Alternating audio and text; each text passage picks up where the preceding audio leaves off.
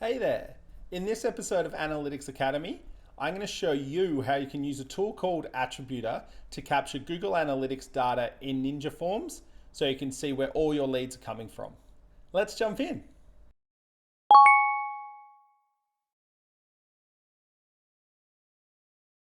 Attributor is a small bit of code you add to your website.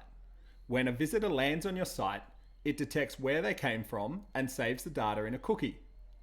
Then when they complete a form on your website, it writes the data into hidden fields in the form, and the data is captured by your form tool and can be sent to your CRM and other tools. Finally, you can use this data to run reports that show things like how many leads you got from your Google ads, how many customers you got from your Facebook ads, or how much revenue was generated from your SEO efforts. Now that you understand how it works, let's see how easy it is to set up. When you sign up for a free trial, you'll get given a bit of code to add to your website. Depending on what theme you are using, you should just be able to copy it, go to the settings section, and paste it in. You can also use plugins like Add Header and Footer Code to add the code in, or add it via Google Tag Manager.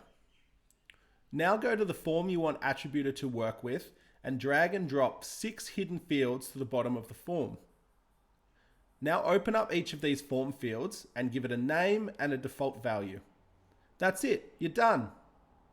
Now when someone completes a form on your website, Attributor will write information on where they came from into these hidden fields, and it will be captured by Ninja Forms. You can then include this information in your lead notification emails, store it in a spreadsheet, send it to your CRM, whatever you need.